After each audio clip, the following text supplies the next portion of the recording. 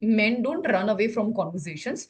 Sometimes there are a lot of fears and insecurities behind not being able to sit down and sometimes have a conversation. For women, majorly they want to be talking about something, and it makes them very anxious because they want to have like a quick solution and a quick decision making that also leads them into a lot of impulsive behavior. For men, sometimes they want space to be able to process these emotions and then later come back. When I talk to couples, is that okay, I don't want to make her feel angry, and that is the reason why I'm wanting to pause and bring down the conversation later. But she feels vice versa. If I do whatever she feels, then she gets very angry, she feels very targeted, and I'm just trying to avoid conflicts in the relationship. Things don't get easier, they start accumulating. It's like a balloon, it just starts becoming bigger and bigger in size, and then there is one burst, there is one trigger, there is one life event, one episode, it just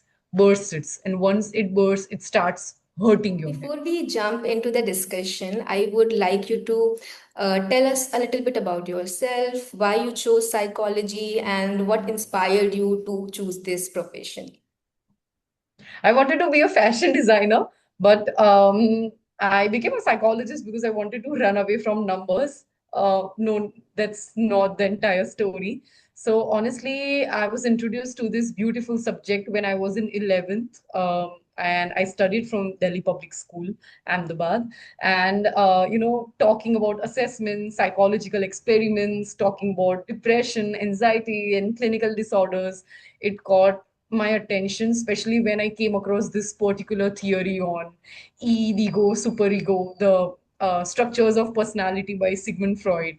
So I was really very, hooked to that theory. I started reading, I started researching, and back then in 2016, psychology as a field in India was just trying to, gain its importance. And it's only post COVID that, people have started talking more about it, and they have started talking about and accepting therapy as an alternative to healing. So I started researching, and then I started my journey from Mumbai, Mitibai College, where I graduated with my specialization in psychology. And then I did my master's in clinical psychology, where I started working with several hospitals. I saw there was a considerable amount of research gap, educational gap, and knowledge gap with what people term mental health to be. There were so many stigmas. I started working with populations from 16 years of age to 75. I did my research, I did my PhD. And then when I realized that, okay, this is the field where I want to, be able to bring a change in people's life, to see them smiling, and to be able to, work on helping them and guide them for a better future. So I'm so happy to be the founder of Manpriya, that is my private practice. It's been a year since I have been working on my brand, and I'm working from Spring Health. I'm working for My Rafiki and a couple of places online where I see clients. And sometimes I also create content on mental health. That's where I feel that I'm able to work as an educator, I'm able to impart my knowledge, and also, help people in this process of healing. So my journey has been very, very much fun. It's not been a very difficult journey, but a very insightful journey of healing. Yeah. Oh, that's interesting. And as you mentioned, COVID, we started hearing a lot about mental health challenges, after COVID. And so still we hear about it, but then a lot of people don't have really idea what exactly good mental health is. So what is the definition of good mental health? There's no particular definition of a very good mental health, but mental health is where, your mind, your body feels connected to whatever thoughts that you get the entire day. They do not affect your psychological or overall well-being, which means in areas of your financial decision making, which also talks about your relationships, your personal life, your education, your work. You're able to make decisions. You are not being colored by judgments. You are able to express your emotions without feeling guilty about them. And you are able to seek help whenever appropriate. Whenever you feel burnout, that is psychological or complete emotional or physical burnout, you know how to pause, where to pause, when to pause, and how to seek the right help is what a healthy mind and a healthy body looks like. Okay. And as you mentioned, pause, you know, so it's kind of little difficult sometimes to self-regulate our emotions. Sometimes we're very overwhelmed and it becomes difficult to rationalize. I mean, there are always, two perspective, like different perspective to look at things. But when we are in a negative state of mind, we tend to look at the negative things, right? So, how to emotionally regulate ourselves, how to think rationally? Well, there are not a couple of, set techniques or rules to emotionally regulate oneself. With emotional regulation means you need to be aware of your feelings. You need to sit down at least once or twice a day to be able to understand and have a conversation with yourself. Okay, what is it that I'm feeling? How am I feeling? What in this entire process is making it difficult for me to process emotions? This exercise is basically to help you understand and be aware of yourself first, your emotional self first. That is the first step towards emotional awareness. The second stage here is where you start working on it. So when you realize that, okay, you are tired and you have to pause, you are able to do it correctly by helping your mind and body to connect and to reset. Is through exercises, it's through, journaling, writing down your emotions, talking, healthy self talk, detours that help you ground yourself, compose yourself emotionally, be it any field, because today there is a lot of guilt attached to productivity. Not being able to be productive, the person starts feeling guilty. So you need to be able to recognize that and stop that. With therapy, the first two stages, once you clear that, the third is the intervention stage where you actually start making a schedule and work on a healthier way of regulating your emotions through doing these exercises, repeating these exercises again and again, where you talk with your emotions, you understand your triggers better, what is leading to a specific thought, what is this thought evoking in me, what feeling, and then that is your stage 3. So once you start doing these exercises regularly, you say that okay, you are able to be in a better control of your emotion. you know Understand a scenario when there is a client who approaches us, or who comes with a lot of anger concerns, anger issues. So this emotional writing activity and journaling and having a conversation with self really helps. When this person sits down and says that okay, maybe there are a couple of thoughts which is guiding the emotion of frustration, and frustration is actually leading into a full blown anger episode. So yeah. Yeah, I think journaling really helps. I also write regularly and I feel so relieved, after I write my journal. And also I've heard that breathing technique helps a lot to calm your mind. I think that also helps to self-regulate your emotions. There are a couple of ways to ground yourself. It is through box breathing, where you count till 3 and you breathe, you inhale, you exhale, and it's through a repetitive pattern that you breathe. The jumping jacks really help. Whenever we are trying to process and take major decisions in life, your body starts manifesting this pain, and it gets accumulated in different parts of your body. To be able to release that, workout is very important. High intensity workout where you are jumping, you are climbing, you are running. So the built up products, the stress products, look out they look for a healthy channel to kind of release it, so that it does not manifest into frustration and internal conflicts. So breathing techniques, somatic therapies, Somatization basically means, where you are extremely aware of your internal body, about of your internal pressure and conflict zones of your body. So you take a couple of ice cubes and maybe ground yourself whenever you come in a situation where, you are feeling very tired, you're feeling very exhausted, or you have to have a very difficult conversation at work, maybe with your manager. So that's how most employees, I, you know, suggest them to, take care of their mental health. This is one of the major coping techniques that I give it to them. Yeah. As you do counseling for employees, right? Um, Yes. what are the common challenges they come with?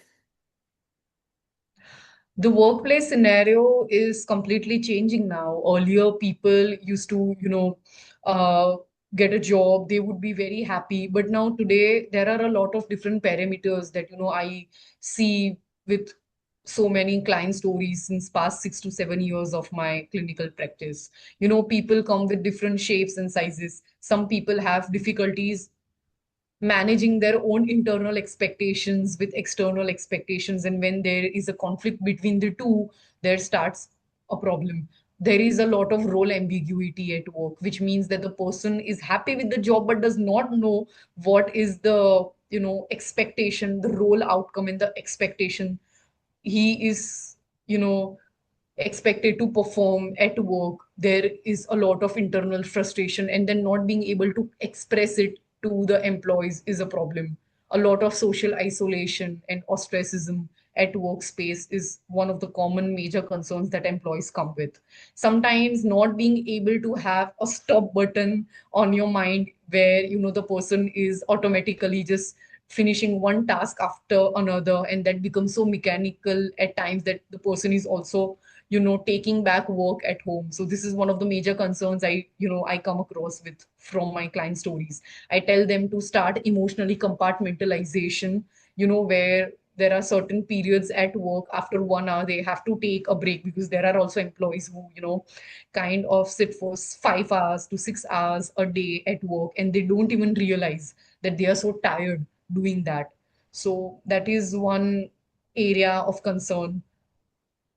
Feedbacks, they provide a lot of anxiety. So whenever, the corporate have feedback rounds, employees really get scared, because how to, express disappointment, how to express what is it that they need to work on, they feel very scared about it. So that is one area.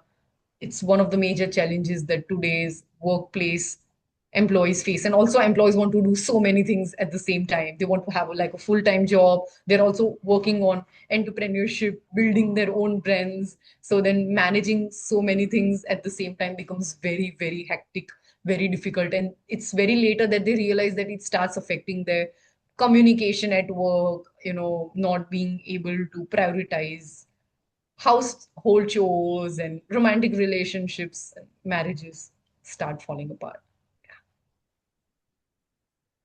So, what are the tips or suggestions you give them to manage their relationship when they are struggling with this? Your partner should be very much aware of your emotional journey at work. So if you're not able to communicate your emotional journey well with your partner, sit down and look out for different ways. It is through exercises, workouts, detours, or, a couple of, fun games, that you can look out for an outlet of communication, a channel of communication, to sit down with your wife, with your girlfriend about your workplace. Imagine a scenario that, you are to get married to this partner of yours whom you have been seeing in a courtship period for almost around 5 years or 6 years. So the partner eventually expects a lot of energy, a lot of physical, emotional, social availability and energy, to your from your client. And the partner and the client is working on a new project. So how is it so that he can look out for a healthier way to communicate this to his partner? Because he feels that she becomes very judgmental, very avoidant, very argumentative, and these fears, these assumptions, make the client feel very avoidant in return. So in such scenarios, I, ask them to schedule a time, sit down with your partner, and start having assertive communication. These conversations really help, where you talk about, I am feeling, I feel, lately I've not been doing well, and be very, very honest in terms of sharing your opinion with your partner. So that is something that really usually helps. So the partner and the client are on the same page. So when they are on the same page, they understand concerns, they become very respective of these concerns better. Yeah, talking about communicating, when it's about openly communicating what you're feeling, women are better at it, right? They want to communicate. But when it's about husband, they are like, they don't want to discuss things. They want to run away from the conversation most of the times. I like this happens, so how like a woman wife can make his husband to speak about emotions, feelings. I mean, how they can have that conversation when the other person is not ready to listen or he's not interested in the conversation at all. Honestly speaking, when you say, pardon me, I would just like to correct you that men don't run away from conversations. Sometimes there are a lot of fears and insecurities behind not being able to sit down and sometimes have a conversation, and that can be for both the for all the genders that we are talking about. For women, majorly they want to be talking about something, and it makes them very anxious because they want to have like a quick solution and a quick decision making that also leads them into a lot of impulsive behavior. For men, sometimes they want space to be able to process these emotions and then later come back. It's basically not that they are trying to chicken out, but it's just they want to be able to get some space, have some space, so that their core insecurity and fear, when I talk to couples, is that okay, I don't want to make her feel angry, and that is the reason why I'm wanting to pause and bring down the conversation later. But she feels vice versa. If I do whatever she feels, then she gets very angry, she feels very targeted, and I'm just trying to avoid conflicts in the relationship. So in such cases, it's always respectful to be able to respect the space of the other partner. And it's not always from women to men, but it is across several different cultures and several different genders. Sometimes even men can look out for a better space, respect a space, and allow some space in the relationship for the women to come and share. If you keep on talking about the same trigger again and again, that can lead to a lot of wounds in the relationship. So sometimes space is healthy. Giving space is important. Yes. Yeah. And how much past trauma affects a relationship?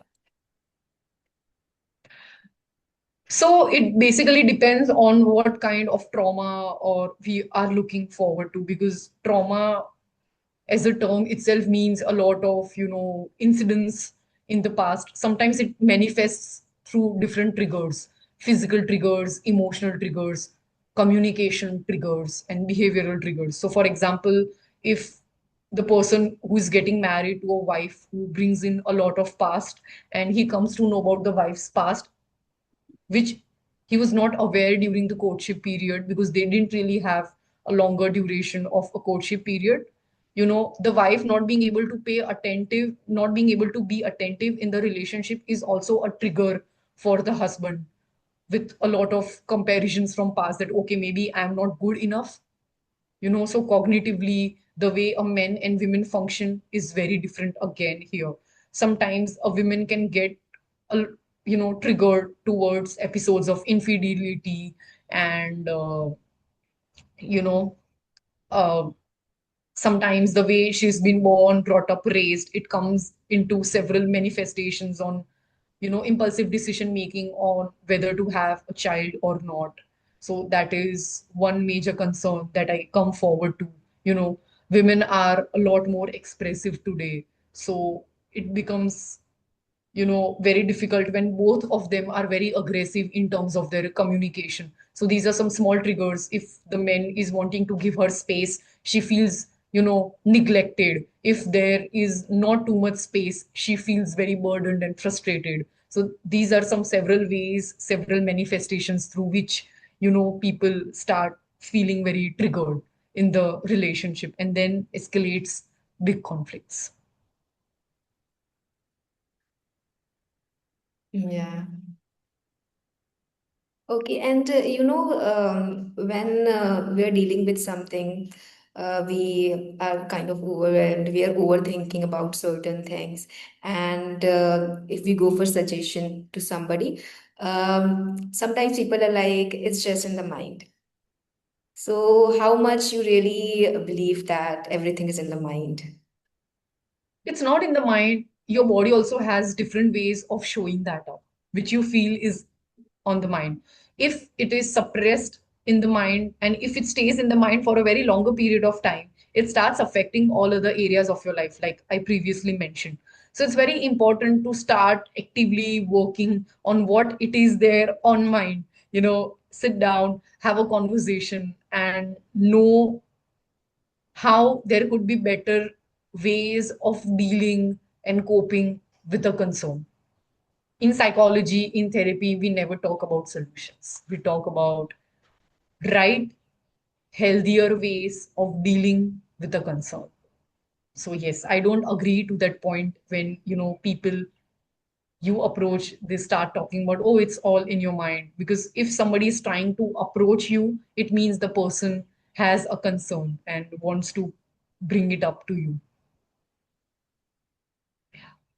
But mostly, I also read about it. Like when we think about certain things a lot, it gets very complicated. So most of the times, it's like just because we are thinking and it is getting very difficult. And if we avoid thinking about it, maybe things get easier. So that's why people say just Things avoid don't get it. easier.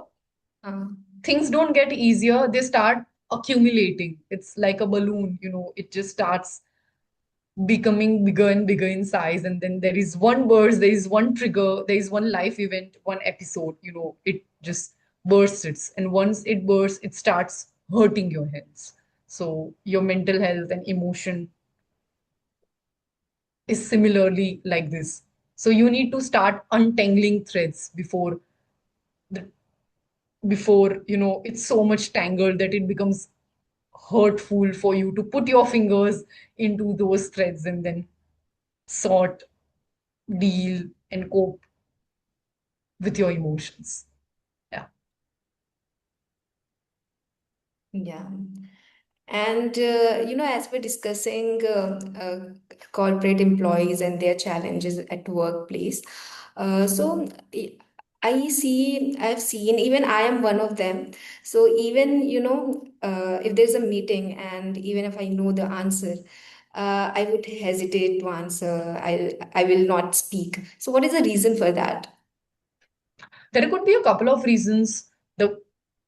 The employee is scared. Why is he scared? So in therapy, we sit down and try and understand, go back into considering the personality factors, the social factors. Is the environment relatively new for the client, for the employee to open up? Is there a fear of judgment? Is there bullying happening?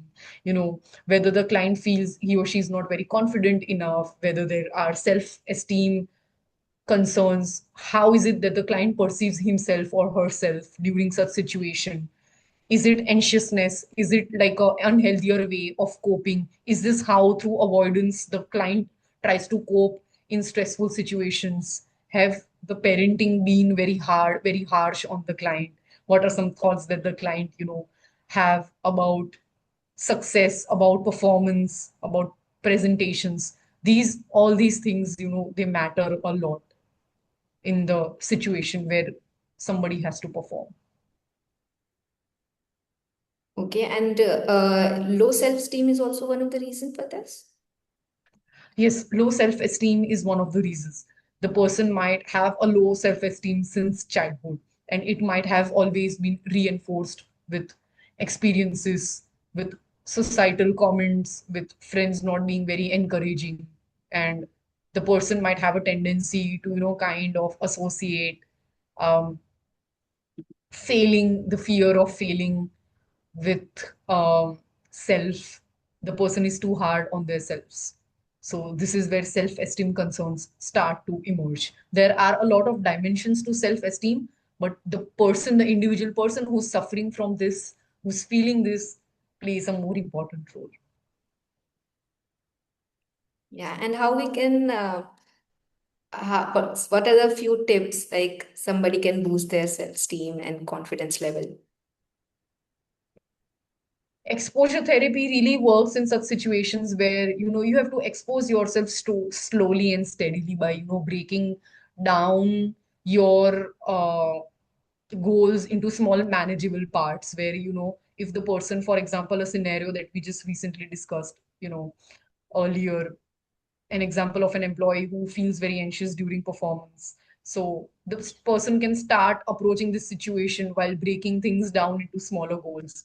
Start having a conversation with two people at a time. Look at the PPT and then convey. Refer to your notes and then convey. And then slowly and steadily, graduate a habit, gradually, kind of inculcate a habit to converse without looking at notes. Do this weekly. Don't sit down once a month. Talk to the manager. Get your notes reviewed. So these is through exposure, the client starts understanding that okay, self-esteem is just a product, is just a thought that the client has, and basically that does not become the reality of the client situation every time. So the more he is confident, the lesser, he faces struggle at workplace situations. And what managers can do to create a psychologically safe workplace? With today's multinational companies and fast-paced work culture, it becomes a little difficult for managers to like sit down and have a conversation with each and every employee. But task delegation, role delegation is something that should be done based on the personalities. Managers should have in-house therapists, counselors, or organizational psychologists, clinical or counseling psychologists, where every week they can screen out a couple of employees, have a conversation with them. They should have more and more leadership training programs as a part, not only as a part of the CSR, but also some fun bonding exercises, trust building exercises, which can, help the clients, express their opinions more favorably, create an environment, where the manager can at least sit down with a couple of people, with a group of people, a social circle, make a social networking circle or a peer support group, facilitate that with their presence, which is ethically and professionally possible in the workplace setting, to spend time with them regularly, at least once a week, at least once a month. Start talking not only about areas that they would want to develop, but also some of the workplace challenges that they face, and communicate that with the counselor, with a team, through a third party intervention. So that usually helps the employees. Yeah, absolutely. And at a lot of workplaces, there is politics, right? And because of that, employees get very stressed and they get very anxious about it. So how they can deal with the office politics? Office politics is basically conventionally our idea, our perception of how we look at office politics. It is a person's capability, body language of how he or she, kinds of approaches the situation. If you're not assertive, if you don't make boundaries, healthy boundaries between you and the employer, then it becomes a little difficult for you to be able to feel heard all the time.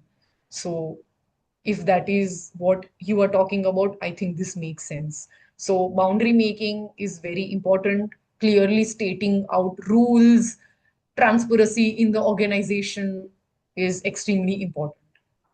And whenever an employee starts facing any struggles, the employee should possibly jot these down and take it up to the team, the supervisor, the skip manager, anybody who's in charge, so as to feel a little more inclusive. The diversity the ecosystem of the work environment should be such where there is a lot of inclusivity.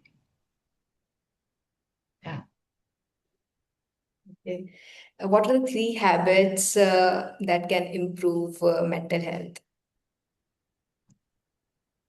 A conversation with self, a lot of self care, and better sleep, assertive communication, and boundary making.